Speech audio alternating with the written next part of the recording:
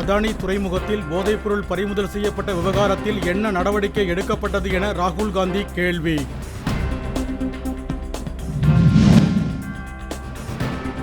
வேலை நிறுத்தத்தில் ஈடுபட்டுள்ள சாம்சங் நிறுவன தொழிலாளர்களுக்கு ஆதரவாக தமிழகம் முழுவதும் தொழிற்சங்கத்தினர் போராட்டம்.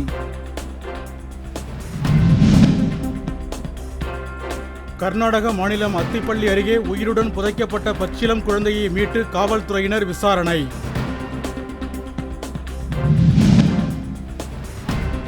திருவில்லிபுத்தூர் அருகே வெட்டி கொலை செய்யப்பட்ட இளைஞரின் உடலை வாங்க மறுத்து உறவினர்கள் சாலை மறியலில் ஈடுபட்டதால் பரபரப்பு.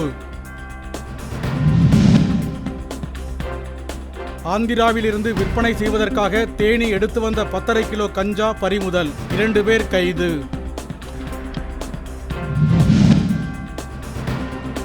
புதுச்சேரியில் இருசக்கர ஊர்திகள் வாடகைக்கு விடப்படுவதை கண்டித்து தானி ஓட்டுநர்கள் சட்டப்பேரவையை முற்றுகையிட்டு போராட்டம்.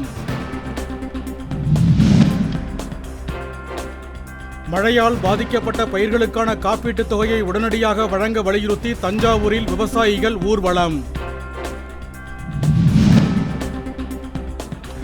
மேட்டூர் அருகே கோவில் விழாவில் பாம்புகளுடன் காணொலி வெளியிட்ட வழக்கு, பிரியாணி கடை உரிமையாளர் தமிழ்ச்செல்வனுக்கு பிணை.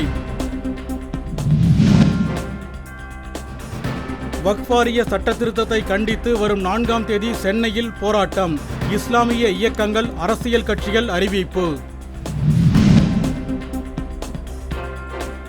புதுக்கோட்டை சந்தையில் பூக்கள் விலை வீழ்ச்சி, சாலை ஓரத்தில் கொட்டிச் சென்ற வணிகர்கள்.